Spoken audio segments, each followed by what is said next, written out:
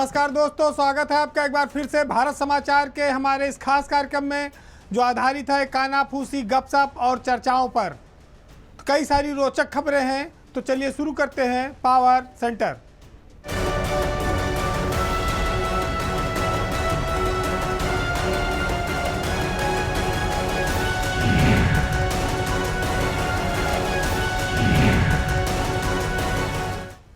Bureaucracy में जो direct अफसर हैं, नौजवान हैं, वो भी चाहते हैं कि वो जिलों में डीएम बने, और जो पीसीएस से प्रमोट होकर आईएएस बनते हैं वो भी चाहते हैं कि उनको जिले में डीएम बनने का मौका मिलता रहे।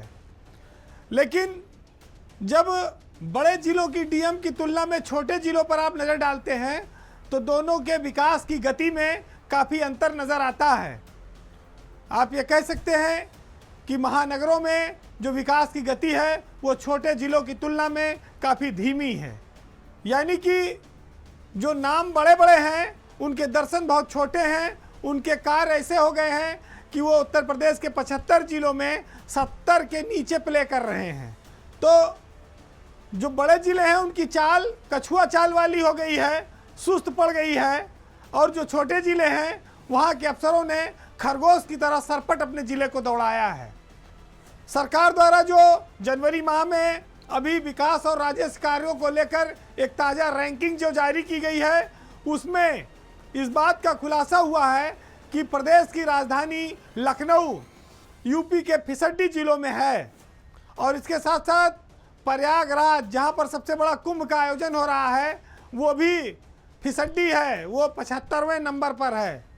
यूपी के 3 जिले मुख्यमंत्री के समीक्षा में सबसे पीछे आए हैं, जिसमें प्रयागराज, जौनपुर और लखनऊ शामिल हैं। आपको जानकर हैरानी होगी कि जहां बड़े बड़े जिलों के डीएम, चाहे जौनपुर है, चाहे लखनऊ है, चाहे इलाहाबाद है, ये सब फेल हो गए। वहां पर जालौन जिले ने बाजी मारी है। अब लखनऊ में देखिए सबसे चर्चित अफसरों को डीएम बनाया जाता है, लेकिन उनका जिला 73 नंबर पर है। जालौन जैसा छोटा जिला वो टॉप कर रहा है। राजेश कुमार पांडे वहाँ पर डीएम हैं, पहली बार जिलाधिकारी बनाए गए हैं, लेकिन उनके ज़िले को 91.40% अंक मिला है। घनश्याम मीना जो हमीरपुर के डीएम हैं उनका ज़िला नंबर 2 पर है, और राजेंद्र पैंसिया जो संभल के डीएम हैं उनका ज़िला नंबर 3 पर आया है टॉप में। ये तीनों ज़िले ऐसे हैं जहाँ पर ये जो बड़े बड़े ज़िलों के डीएम है ये जाना नहीं चाहते, कहते मेरी तो सीनियरिटी हो गई, 4-5 जिले में हम डीएम रह लिए तब कैवाल टाउन हमको मिला है। और जिनको पहली बार जिला मिला है उन्होंने अपने ज़िले को शीर्ष पर पहुंचा दिया है। तो बिना काम किए तो ये संभव नहीं है। माना कि महानगरों में चकाचौंध ज़्यादा है, अधिकारी चाहते तो हैं कैवाल टाउन मिले, लेकिन वो राजेश पांडे, घनश्याम मीना और राजेंद्र पैसिया की तरह इकाई पर अपने नियंत्रण नहीं कर पा रहे हैं, वो रिजल्ट नहीं दे पा रहे हैं जो सरकार की प्राथमिकता में और जनता के इससे जुड़े हुए चीज़ें हैं। कई जिलों का डीएम बनने के बाद लोग बड़े बड़े महानगरों के डीएम बनाए जाते हैं, लेकिन महानगरों में जाकर उनकी प्राथमिकताएं बदल जाती हैं, वो जनता से कट जाते हैं, विकास के कार्यों में रुचि नहीं लेते। तमाम सारी शिकायतें जो IRS पोर्टल पर आती हैं उसमें झूठी रिपोर्टें लगती हैं, उसकी वो जाँच नहीं करा पाते, और कौन सा काम वो ज़्यादा प्राथमिकता से करते हैं वो हर कोई जानता है। ये माना कि प्रयागराज में कुंभ चल रहा है, पिछले 4-5 महीने से सारे अधिकारी उसमें व्यस्त हैं, उसकी पोजीशन 75 नंबर पर आना कोई हैरत भरी नहीं है, उसमें जिलाधिकारी की कोई गलती भी नहीं है, क्योंकि जब सारी सरकार कुंभ के आयोजन में लगी है, करोड़ों करोड़ लोग जहाँ पर आ रहे हैं, वहाँ पर विकास कार्यों के बजाय पहले भीड़ को संभालना, लोगों को स्नान कराना, और पूरी दुनिया के सबसे बड़े आयोजन का जिम्मा किसी एक आदमी पर नहीं, हजारों अफसरों के समूह पर है। तो रवींद्र कुमार मांदर इस मामले में वो जो प्रयागराज का कुंभ है वो दुनिया की नज़र में है, उस पर उनके नंबर बढ़े हैं। ये ज़रूर है कि इधर जो कागजी घोड़े दौड़ रहे हैं इसमें वो पीछे चले गए हैं। इससे खैर कोई ज़्यादा फर्क नहीं पड़ता है, क्योंकि जब आदमी के पास प्राथमिकताएं बहुत बड़ी हों तो स्वाभाविक है छोटी चीज़ें छूट जाएंगी। लेकिन जौनपुर और लखनऊ यहाँ के 2 के डीएम को जौनपुर में तो दिनेश चंद जब सहारनपुर में थे तो इनका जिला टॉप पे आता था। जौनपुर में ये कैसे पिछड़ गए, ये बात समझ में नहीं आ रही है। हालांकि सरकार में नंबर बढ़ाने के लिए उन्होंने श्रद्धालुओं को बस में चढ़कर पानी और बिस्कुट खूब खिलाया कुंभ के दौरान, लेकिन जिला उनका पीछे चला गया समीक्षा में। वही हाल लखनऊ का है।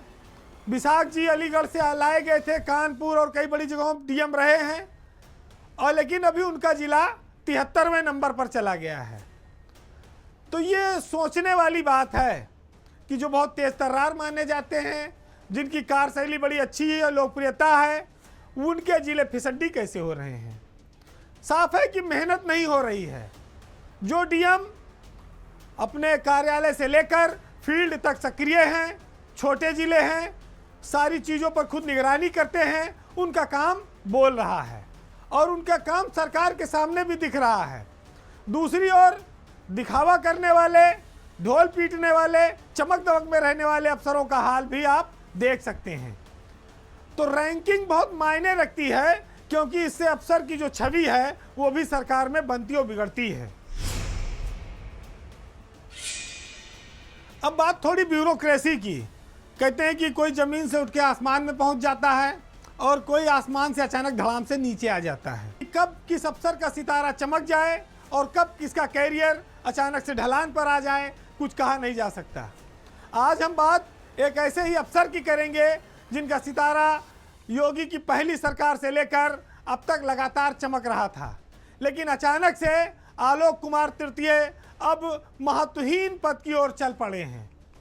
वो कभी बहुत महत्वपूर्ण विभागों के प्रमुख रहे, चाहे उत्तर प्रदेश में खाद्य आयुक्त जैसे पद पर वो लंबे समय तक रहे, फिर उसके बाद मुख्यमंत्री ने उन्हें अपने कार्यालय का या सीधे पंचम तल में वो एंट्री हुई उनकी, और सीएम कार्यालय में भी उनके पूरा महत्व बना रहा। यहाँ भी वो खाद्य आयुक्त के विभाग से जो खाद पानी था उसका पर्याप्त इंतजाम उनके पास रहता था। वो 1998 बैच के आईएएस अफसर हैं, प्रमुख सचिव रैंक में हैं। उनका कैरियर योगी सरकार में लगातार बुलंदियों पर रहा है। उनके पास एक समय में 4-4, 5-5, 6-6 विभाग तक रहे, और सरकार ने ये माना कि वो प्रेजेंटेशन देने के मामले में माहिर हैं। और यही वजह है कि उत्तर प्रदेश में जब इकोनॉमी की बात आती है, यूपी के आर्थिक विकास की बात आती है, 1 ट्रिलियन इकोनॉमी को लेकर जो नोडल अफसर बनाए गए हैं उत्तर प्रदेश में, वो आलोक कुमार ही बनाए गए हैं।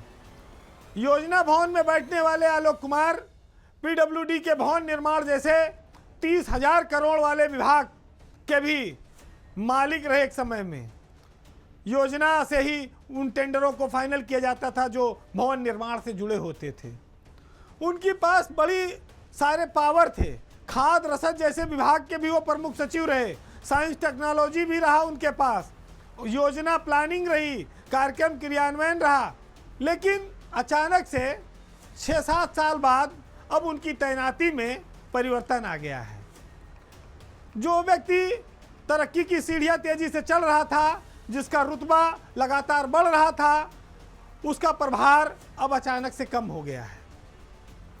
हमने देखा कि जब वो सचिव रैंक में थे तब भी उनके पास खाद्य विभाग बना रहा, मुख्यमंत्री कार्यालय में वो सचिव बनकर रहे सीएम के, वहाँ भी उनका प्रभाव बना रहा, उनके पास विभाग रहे। और जब वो प्रमुख सचिव बनाए गए, प्रमोशन हुआ, तो फिर उनको कई सारे विभागों का मुखिया बनाया गया और मुख्यमंत्री के विभागों की भी जिम्मेदारी उनको मिली। ऐसा पहली बार हुआ कि कोई प्रमुख सचिव इतने हजारों करोड़ वाले विभाग, भारी भरकम योजनाएं जिसके पास हो, उसकी जिम्मेदारी नए प्रमुख सचिवों को मिलनी हो। उनकी किस्मत इतनी अच्छी रही कि आलोक कुमार से उनके सीनियर तक भी रंज कर सकते हैं कि एक आदमी जो पहली बार प्रमुख सचिव बना वो सरकार का इतना चहेता है, उसके पास कई सारे विभाग हैं।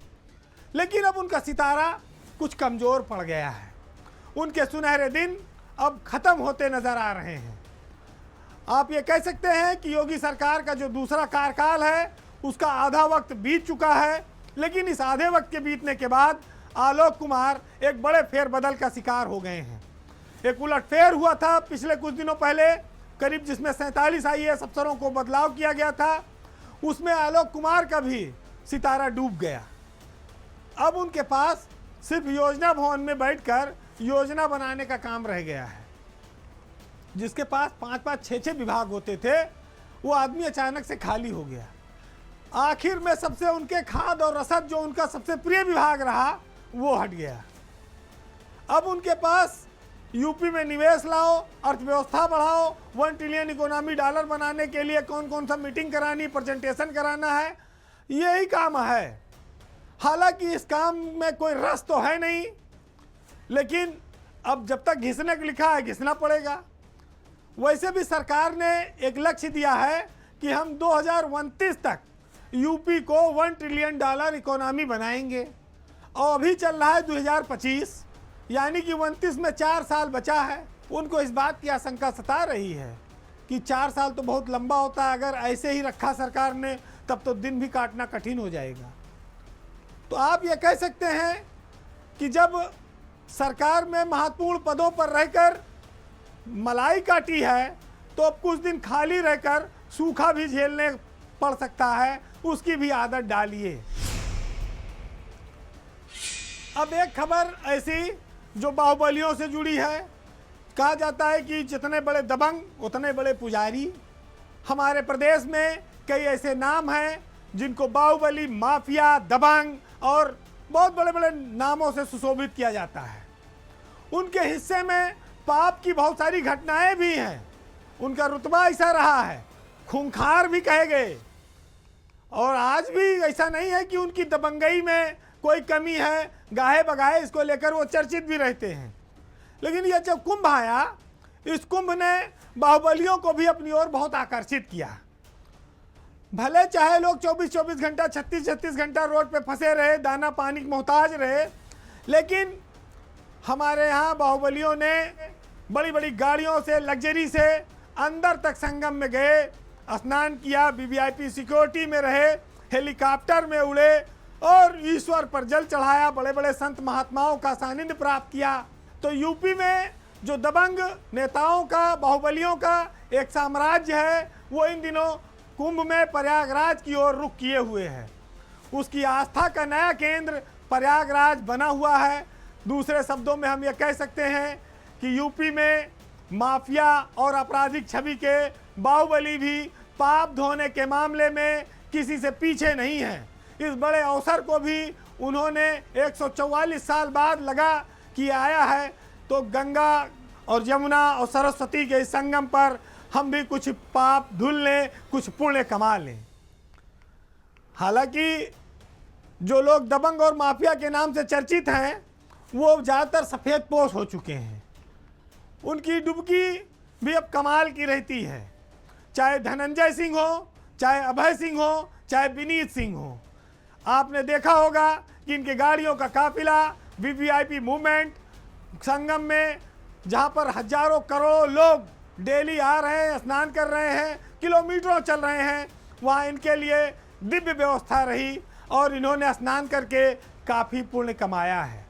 हैरत की बात यह है कि अगर जो लोग सड़क से जा रहे हैं वो फंस रहे हैं, तो एक बाहुबली ने सीधे हेलीकॉप्टर ही निकाल लिया और कहा पूरे कुंभ का चक्कर लगाओ, जितना जाम लगाओ जिसके ऊपर, हम तो पूरा आनंद लेंगे। आनंद लिया, काफिला निकला, हवाई जहाज चला और वीडियो भी बना और रील बनाना अनिवार्य हो गया है। तो बाहुबली भी इस प्रेम से पीछे नहीं है, तो कुंभ में गए और रील जरूर बनाए, फोटो खिंचाए। सोशल मीडिया का ज़माना है, साधु संतों का आशीर्वाद भी अलग अलग मिला। जो वीवीआईपी सुविधा के साथ संगम पर पहुँचे, उनको ईश्वर की कितनी कृपा मिली ये अलग बात है, लेकिन बड़े बड़े संत महात्माओं ने उनको भरपूर आशीर्वाद दिया है। माफियाओं की इन धार्मिक यात्रा ने, उनकी वीडियो ने काफ़ी उनको प्रचार भी दिलाया है। वैसे आज के ज़माने में हम उन्हें माफिया या बाहुबली कम, नेता ज़्यादा कहते हैं, क्योंकि अधिकतर सफ़ेद पोश हो गए हैं। कई सारे उसमें से सांसद हैं, विधायक हैं, कई एमएलसी हैं। और कुंभ में अगर स्नान करके कोई पुण्य कमा रहा है, तो गंगा माँ तो ये देखती नहीं कौन बाहुबली है, कौन संत है, वो तो सबके पाप धोती हैं। तो ऊपर वाले ने सबको समान भाव से सम्मान दिया। लेकिन जो प्रभावशाली लोग हैं वो भीड़ में भी अपने लिए स्पेशल रास्ता बनाते हैं। हम नीचे ज़मीन पर सारी व्यवस्था करते हैं, ऊपर वाला सबको समान रखता है। और नीचे की व्यवस्था में छोटे बड़े का अंतर हमेशा रहा है, ताकतवर और कमज़ोर का रहा है। और यही नाम है कि बाहुबली अपने इस अंदाज से बेफिक्री से आते हैं और जाते हैं। उन्हें न भीड़ की कोई चिंता है और न कोई तनाव है। माफियाओं की वैसे भक्ति देखकर ये याद आता है कि भले उनको देखकर लोग डरते हों, उनका नाम कुख्यात रहा हो, लेकिन चलो कम से कम भगवान से उनको भी डरना पड़ता है। अब बात उत्तर प्रदेश में विकास की, उद्योग की, अफसरों की और मंत्रियों की। इसमें सब कुछ शामिल है।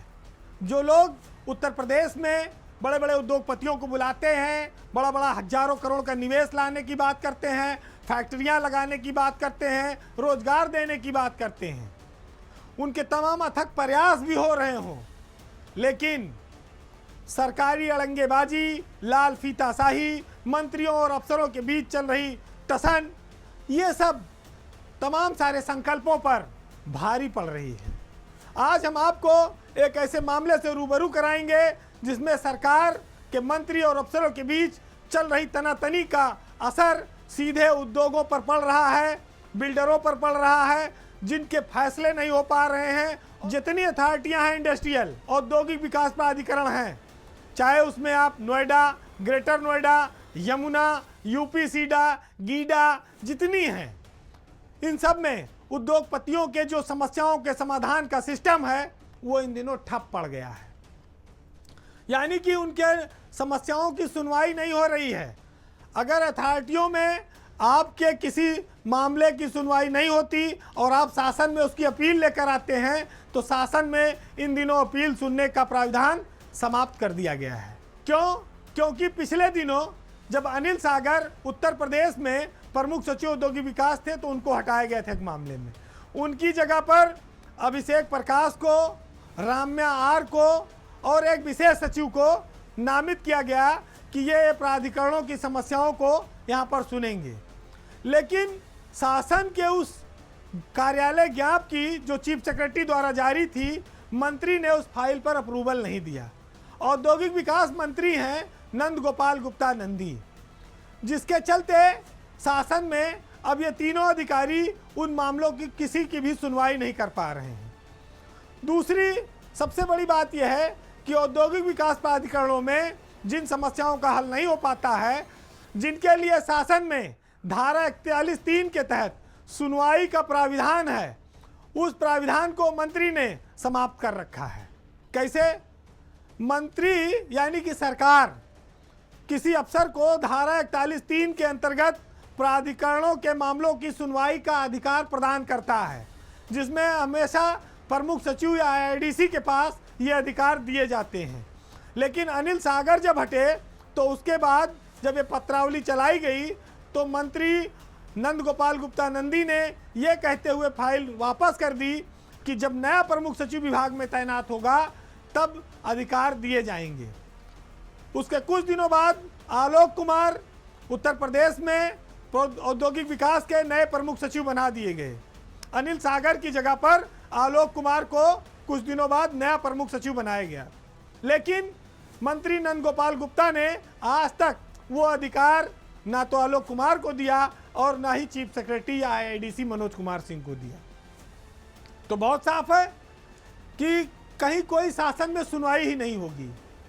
तो जिसका मामला फंस गया उद्योगपति का, जिस बिल्डर का, वो कहाँ जाए? शासन में जो व्यवस्था बनाई गई थी धारा 41(3) के तहत, वो व्यवस्था ठप पड़ी हुई है। 14 दिसंबर को अनिल सागर हटाए गए थे, 14 जनवरी 14 फरवरी 2 महीना हो गया। प्राधिकरणों में इसकी वजह से हजारों की संख्या में मामले लंबित हैं जो शासन में सुनवाई नहीं हो पा रही है और मंत्री कुंभ में डुबकी लगा रहे हैं। रोज फिल्मी हीरो हीरोइन आ रहे हैं, वो पिछले 1.5-2 महीने से वहीं व्यस्त हैं। तो ऐसे में कुंभ के नाम पर कितने दिन तक व्यापारी बैठा रहे, उसके मामले में सुनवाई नहीं हो पा रही है। कुंभ ने उत्तर प्रदेश को एक नई पहचान जरूर दी, लेकिन इस दौरान औद्योगिक विकास में जो पलीता लगा है जो नुकसान हो रहा है इसकी भरपाई करना आसान नहीं होगा। 2 महीने से ज़्यादा बीत चुके हैं। बिल्डरों के पास कोर्ट के, हाई कोर्ट और सुप्रीम कोर्ट के आदेश हैं।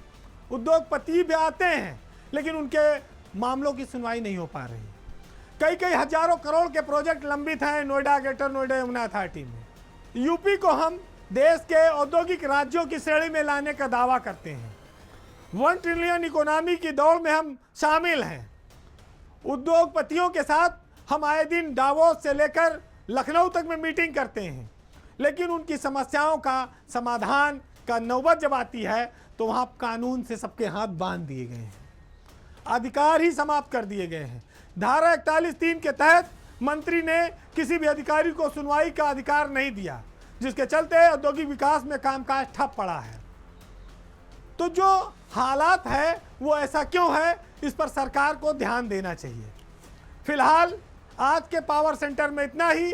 जाते जाते हम आपको कुछ चंद लाइनों के साथ छोड़ जाएंगे जो ये बताती हैं कि छोटे और बड़े की लड़ाई में नुकसान बहुत लंबा हो जाता है, क्योंकि जब बड़े लोग कोई गलती करते हैं तो उसका खामियाजा नीचे बहुत बड़े पैमाने पर लोगों को भोगना पड़ता है। इसलिए उच्च पदों पर, बड़े पदों पर बैठे हुए लोगों को हमेशा जनहित के मामलों में तेजी दिखानी चाहिए।